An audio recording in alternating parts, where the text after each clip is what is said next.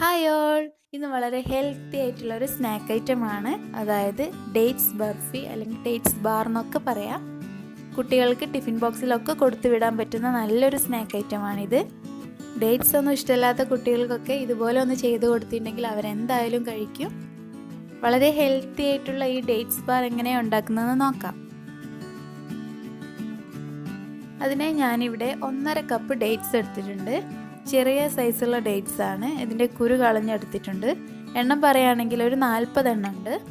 പിന്നെ വേണ്ടത് ഒരു 1/4 കപ്പ് നിലക്കടലയാണ്. ഞാനിത് വറുക്കാത്ത നിലക്കടലയാണ് എടുത്തിട്ടുള്ളത്.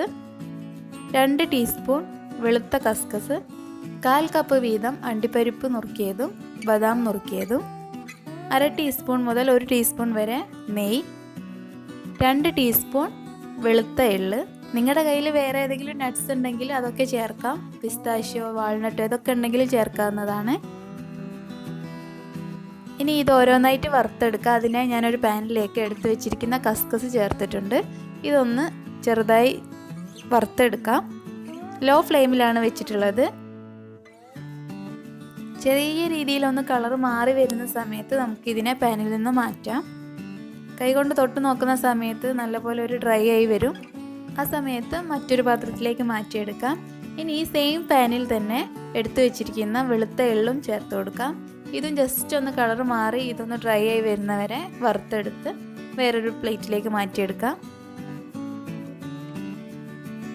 ഇനി ഈ സെയിം പാനിലേക്ക് തന്നെ എടുത്തു വെച്ചിരിക്കുന്ന നിലക്കടലയും ചേർത്ത് നല്ലപോലെ ഒന്ന് വറുത്തെടുക്കാം.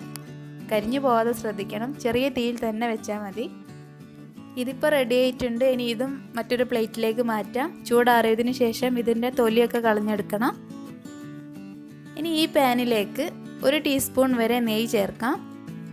എന്നിട്ട് ഈ നെയ്യൊന്ന് ചൂടായി വരുന്ന സമയത്ത് എടുത്തു വെച്ച കാഷ്യൂവും ബദാമും ചേർക്കാം. ഇത് നല്ലപോലെ ഒന്ന് മിക്സ് ചെയ്ത് കൊടുക്കാം. ഇത് കൂടുതൽ കളർ മാറണ്ട. ചെറുതായി ഒന്ന് കളർ മാറി തുടങ്ങുന്ന സമയത്ത് നമ്മൾ എടുത്തു വെച്ച ഡേറ്റ്സ് ചേർത്ത് കൊടുക്കാം. ഡേറ്റ്സ് ഞാനൊന്ന് മിക്സിയിലിട്ട് അടിച്ചെടുത്തിട്ടുണ്ട്. ഇത് ചെറുതായി ഒന്ന് സോഫ്റ്റായി കിട്ടാൻ വേണ്ടിയിട്ടാണ് അങ്ങനെ ചെയ്യുന്നത്. വെള്ളമൊന്നും ചേർക്കരുത്. ഇതും ഇതിലേക്കിട്ട് നല്ലപോലെ മിക്സ് ചെയ്ത് കൊടുക്കാം. നിങ്ങളുടെ കയ്യിൽ വേറെ ഏതെങ്കിലും നട്ട്സ് ഉണ്ടെങ്കിൽ ഈ സമയത്ത് ചേർത്ത് കൊടുക്കാവുന്നതാണ്. അതുപോലെ നിലക്കടല വറുത്തതുണ്ടെങ്കിൽ ഈ സമയത്ത് ബദാമിൻ്റെ ഒക്കെ കൂടെ തന്നെ നിലക്കടലയും ഇട്ട് ജസ്റ്റ് ഒന്ന് നെയ്യിൽ വറുത്തതിന് ശേഷം അതിലേക്ക് ഡേറ്റ്സ് ചേർത്താൽ മതി. ഇനി ഇതിലേക്ക് നേരത്തെ വറുത്ത് വെച്ച നിലക്കടല ഞാൻ ചെറുതായി മുറിച്ചിട്ട് കൊടുക്കുകയാണ്. കൂടെ എള്ളും അതുപോലെ കസ്കസും ചേർത്തിട്ടുണ്ട്. കസ്കസ് മുഴുവനായിട്ട് ചേർക്കരുത്. പകുതി ഭാഗം നമുക്ക് മാറ്റി വെക്കണം. ലാസ്റ്റ് ഇതൊന്ന് കോട്ട് ചെയ്തെടുക്കാൻ വേണ്ടിയിട്ടാണ്. ഇനി ഇതെല്ലാം കൂടി നല്ലപോലെ ഒന്ന് മിക്സ് ചെയ്തെടുക്കാം. വളരെ ഹെൽത്തി ആയിട്ടുള്ള ഒന്നാണിത്. വേറെ പഞ്ചസാരയൊന്നും നമ്മൾ ചേർക്കുന്നില്ല മധുരത്തിന് വേണ്ടിയിട്ട്. ഈ ഡേറ്റ്സിൻ്റെ മധുരം മാത്രം മതി.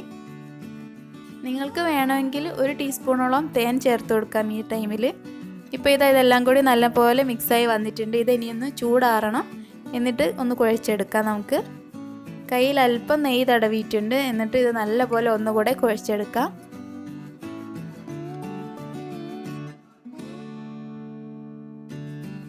ഞാനിത് ഇതുപോലെ ഒരു റോളാക്കി എടുത്തിട്ടുണ്ട്.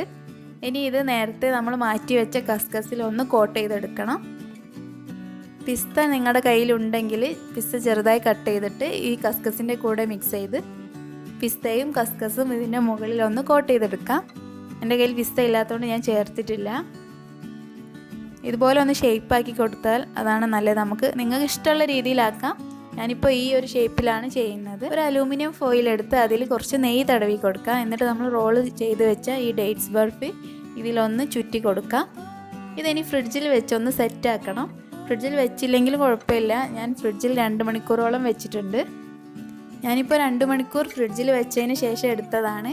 ഇങ്ങനെ ഫ്രിഡ്ജിൽ വെക്കുന്നത് കൊണ്ട് നമുക്ക് പെട്ടെന്ന് തന്നെ കട്ട് ചെയ്തെടുക്കാൻ പറ്റും.